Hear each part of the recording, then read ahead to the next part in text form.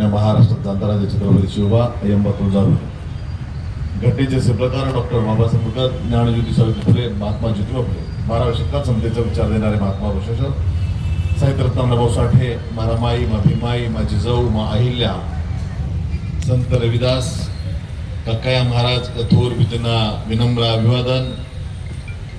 आज या ठिकाणी आरक्षण बचाव कृती समितीच्या माध्यमातून आयोजित केलेल्या या महामोर्चासाठी उपस्थित असलेले तथा आपल्याला मार्गदर्शन केलेले सर्व विचारपटल नेते मंडळी, आमचे मित्र सन्मान्य कैलासजी शिंदे, दिलीपजी भालेराव, ज्यांनी अथक परिश्रम घेतले आणि हा मोर्चा यशस्वी व्हावा म्हणून प्रयत्नवादी असलेले आमचे मित्र राम गायकवाड, विजयजी वाघमारे,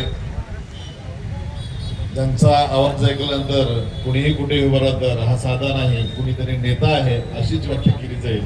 ते धाऱ्या वाघ, हरीजी डावरे साहेब, चेहरे साहेब, आमचे मित्र दत्ता रोंगे, या ठिकाणी विचारपीठावर उपस्थित असले किसनजी दामोले, ॲडव्होकेट मंडले साहेब, त्याचबरोबर ॲडव्होकेट आमचे मित्र शीतल चव्हाण, ॲडव्होकेट आकांक्षाताई चौगुले, परिणाथ कोणे, नगरसेवक जालिंदरजी कोकणे, हरीशजी कोकणे, बाबा भातागळीकर, मधुकर बेत्री, धीरज बेळमकर, संजय सरवदे, सतीश सुरवसे, किशोर कांबळे, संदीप चौगुले, विचारपीठावर उपस्थित असलेले सर्व सन्मान्य सगळ्यांची नावं घेतलं तर मला पुन्हा 10 मिनिटं जातील.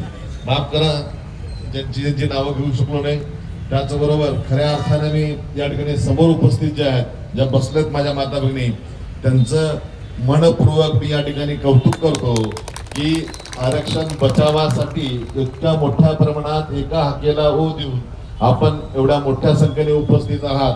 आणि असं म्हणलं जातं की पुरुष मंडळ आहे, ज्यांच्या पाठीमागं एका स्त्रीचा हात असतो ते निश्चितपणानं यशस्वी होत असतात. आजपर्यंत सगळे लढे आपले यशस्वी झाले आहेत. या कालखंडात पुढच्या कालखंडात सुद्धा निश्चितपणानं आपणाला हे या आरक्षण बचावा संदर्भात आपणाला काम करत असताना आपण बघितलं तर खऱ्या अर्थानं डॉक्टर बाबासाहेब आंबेडकर यांच्या माध्यमातून, संविधानाच्या माध्यमातून आम्हाला जे आरक्षण प्राप्त आहे, स्वातंत्र्यानंतरच्या कालखंडात आजपर्यंत बघितलं 59 जातीपैकी कुठल्याही जातीनं आपसापसात भांडणं केलेली नाहीत. सगळे गुण्यागोविंदानं 13% आरक्षण असताना सुद्धा कोण मोठा, कोण लहान, कोण त्याच्यापेक्षा लहान या जातीचं वर्गीकरण आम्ही कधीच केलं नाही. आणि तसं जर करत असते तर माझ्यासारखा एका ढोराचा 0.1% मतदान नसलेला या तालुक्याचा 3दार आमदार होऊ शकतो. हे कशाचं घोटक असेल तर आम्ही अखंडितपणानं बाबासाहेबांच्या विचारावर 59 जातीच्या गुन्हा गोविंदानं नांदतात हे त्याचं उदाहरण आहे. आज कुठंतरी आमच्यात आपसात मतभेद, बुद्धिभेद करण्याचं काम या सरकारच्या वतीने केलं जातं.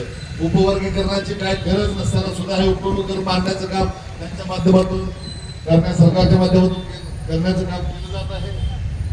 खऱ्या अर्थानं जर आपण एक बघितलं तर हे जर करायचं असेल, घटनेत बदल करायचा विचार जर असेल सरकारचा, तर त्यांनी एक समिती नेमलेली आहे.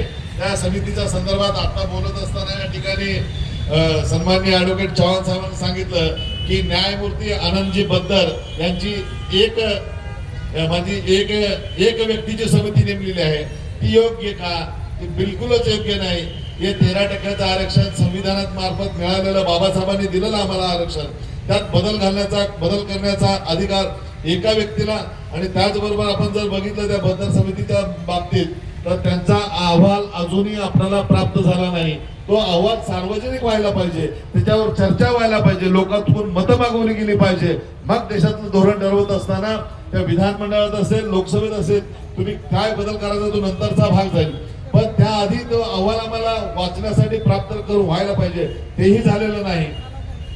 आणि आज आपण बघितलं तर त्या अहवालाच्या म्हणजे बद्दल समितीच्या बाबतीत एक व्यक्ती न करता जातीच्या, संवेदनशील जातीच्या बाबतीत व्यापक विचार, समाजदृष्ट्या गुंतागुंतीचा विषय असणाऱ्या यासाठी जे आमच्या जातीची काही मंडळी या कमिटीत असायला हवी, त्यांच्या माध्यमातून याच्यावर अभ्यास करून उपवर्गीकरण करणं गरजेचं की नाही गरजेचं आहे याचा अहवाल सुद्धा मागवणं गरजेचं आहे. पण तसा विचार केला जात नाही. त्याबद्दल मी या सरकारचा निश्चितपणानं तुम्हा सर्वांच्या वतीनं आणि माझ्या वतीनं निषेध व्यक्त करतो की आमचा कुठलाही भांड त्याला तुम्ही काय म्हणून आमचं भांडण लावण्याचं काम करता.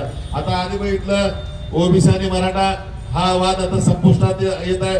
आता आपल्या आपल्या ताणीपुरा आपण भांडणं करावीत आणि त्याचा फायदा म्हणजे इंग्रजाची जी नीती मंडळी जाते त्या नीतीप्रमाणे आपसातच भांडण लावण्याचं काम करण्याचं काम केलं जात आहे. अनुसूचित जातीतील तज्ञाचा या कमिटीत अभाव आहे. तर करायचं असेल तर त्या कमिटी तशी तयार करावी, काही सदस्य घ्यावेत ही विनंती करतो. त्याचबरोबर नैसर्गिक न्यायाच्या तत्वाच्या माध्यमातून आपण जर विचार केला, कायद्याने एक मूलभूत तत्व आहे ज्याच्यावर परिणाम होणार आहे, म्हणजे आम्ही सगळे 13% लोकांचे एकूण घेतलं पाहिजे. एससी समाजातील तज्ञ नसल्यामुळे जे होतंय त्या बाबतीत मी आता सांगितलं त्याचा डाटा संकलन करण्याचं सुद्धा आमच्या समाजातील प्रतिनिधी निश्चितपणानं गरजेचे आहेत. ते डाटा संकलन सुद्धा व्यवस्थितपणानं केलं जात नाही. या एकत्रित होणाऱ्या वर्गीकरणामुळे आम्हाला खूप मोठा फीडबॅक या ठिकाणी बसणार आहे. त्याबद्दल मी म्हणेन की वर्गीकरण करत असताना उपवर्गीकरण रद्द करा, संविधानाचा सन्मान करा, सामाजिक न्यायावर घाला नको, उपवर्गीकरणाला थारा नको. उपवर्गीकरणाचा निषेध असो, संविधान जिंकले, अन्याय निश्चितपणानं होणार नाही आमच्यावर. त्यामुळे हे संविधान टिकवायचं असेल तर आमची ही एकत्रित असलेली लढाई लढण्यासाठी आपण सर्वजण या पुढच्या कालखंडात याही पेक्षा तीव्र आंदोलन करायची गरज पडली तर आपण निश्चितपणानं साथ द्यावी अपेक्षा या ठिकाणी. परिस्थिती खूप कठीण आहे. मी तुमचं कौतुक करतो. आता या परिस्थितीत सुद्धा आता जर कोणी सांगितलं असतं आपण सगळ्याला भोजनाची व्यवस्था केली, आपण चला भोजनाला एका ठिकाणी जाऊ, तुम्ही कोणी आलं नसते. पण लढण्यासाठी तुम्ही एकत्रित आलात, त्यामुळे तुम्ही कौतुकाचाच पात्र आहात. एकजूट आमची ताकद आहे. हक्कासाठी आपण लढत राहू. एकच आवाज, एकच निर्धार. उपवर्गीकरणाचा निश्चित धिक्कार असेल. या उपवर्गीकरणाच्या अनुच्छेद जर आपण एकत्रित पदोन्नतीच्या बाबतीत आपल्या मागासवर्गीयांचं जर बघितलं, त्याविषयी सांगत असताना त्याच्यावर कसे परिणाम होतील याचा जर अभ्यास केला तर सर्व टप्प्याच्या बाबतीत शासन निर्णय 25 मे 2004 पदोन्नतीतील आरक्षण सर्व टप्प्यावर लागू आहे. कनिष्ठ श्रेणीतून वरिष्ठ श्रेणीत पदोन्नती देताना संपूर्ण प्रवर्गातील कर्मचाऱ्यांना समान वाव मिळतो.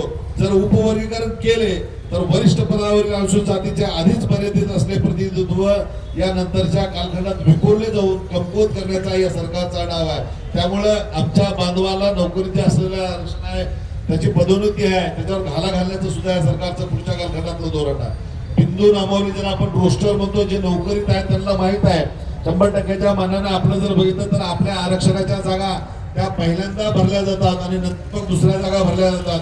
हे आपल्याला घटनेमुळे प्राप्त झालेलं आहे, बाबासाहेबांमुळे प्राप्त झालेलं आहे. त्याच्यात जर आता हे उपवर्गीकरण केलं तर निश्चितपणे त्यातही बदल पडेल आणि नंतर आपल्याला आपल्या मुलाबाळांना भविष्य काळातल्या खूप मोठ्या अडचणीला सामोरं जावं लागणार आहे. त्यामुळे या गोष्टीला विरोध करणं आपण गरजेचं आहे. जात वैधता प्रमाणपत्राच्या बाबतीत जरी आपण बघितलं, नियुक्ती किंवा पदोन्नतीने जात वैधता प्रमाणपत्र सादर करणे बंधनकारक केल्यामुळे आधीच अवैध दाव्यांना पायबंद बसून मूळ अनुसूचित जातीचे आरक्षण सुरक्षित राखले जात आहे. तर यात बदल करू नका ही आमची मागणी या निमित्तानं आहे. पार्टीने संकलित केलेल्या आरक्षण धोरणानुसार संविधानाचा सामूहिक आधार 2004चा आरक्षण कायदा, अचूक बिंदू नामावली, उमेदवारांची अदलाबदल आणि जात वैधता पडताळणी या घटकांच्या काटेकोर अंमलबजावणीमुळे अनुसूचित जातीमधील अंतर्गत उपवर्गीकरण रोखण्यास आणि संपूर्ण वर्गातील ही जोपासण्यास मदत होणार आहे. तेव्हा आपण सर्वजण भविष्य काळातल्या या उपवर्गीकरणाला विरोध करण्यासाठी एकत्रितपणाने लढा देण्यासाठी आपण एकत्रित राहूया. या ठिकाणी कुठल्याही जातीचा धर्माचा विचार न आणता आपण या उपवर्गीकरणाला विरोध करण्यासाठी एवढ्या मोठ्या संख्येने उपस्थित आहात. त्याबद्दल विचारपीठावर उपस्थित असलेल्या सर्व नेते मंडळींचे, तुमच्या माता भगिनींचे, बंधू भावांचे आणि खास करून लोकशाहीचा चौथा स्तंभ आपण ज्याला संबोधतो ते सर्व म्हणजे पत्रकार बांधव यांचेही मी मनपूर्वक या ठिकाणी ऋण व्यक्त करतो. आपण सर्वजण मोठ्या संख्येने या ठिकाणी आलात. या ठिकाणी या उपवर्गीकरणाला झालेला विरोध निश्चितपणाने आपल्या माध्यमातून प्रेस मीडियाला येईल, टेलिव्हिजनला येईल आणि सरकारला यानंतर निश्चित जाग येईल अशी अपेक्षाही मी व्यक्त करतो. कारण काय आता बघितलं आपण सर्व लढे लढत असताना, सर्वजण एकत्रित असताना हे कुठेतरी शासनापर्यंत पोहोचवण्यासाठी हे पत्रकार जरी असतील तर त्याच धर्तीवर आपल्या या तालुक्याचा कारभार सांभाळणारे या तालुक्याचे तहसीलदार यांना मी विनंती करतो की आमच्या माध्यमातून केलं गेलेलं निवेदन आपण स्वीकारावं आणि आमच्या सगळ्यांच्या तीव्र भावना या सरकारच्या पर्यंत पोहोचवण्याचं काम आपण करावं। यासाठी मी या विचारपीठावर विनंती करतोय माननीय तहसीलदार महोदयांनी या ठिकाणी यावं आणि आमच्या मागण्यांचं निवेदन स्वीकारावं ही विनंती असेल। पोलीस प्रशासनाने सुद्धा या ठिकाणी खूप मोठं सहकार्य या ठिकाणी आम्हाला केलेलं आहे। तुम्हा या लढ्याला सगळ्यांचं ज्यांचं प्रत्यक्ष अप्रत्यक्ष सहकार्य लाभलं त्यांचाही मी या ठिकाणी आभार व्यक्त करतो आणि जिल्हाधिकाऱ्यांना विनंती असेल की आपण हे निवेदन स्वीकारण्यासाठी या ठिकाणी उपलब्ध व्हावं। तहसीलदार महोदयांना आणि तहसीलदार महोदयामार्फत जिल्हाधिकाऱ्यांकडे निवेदन जावं।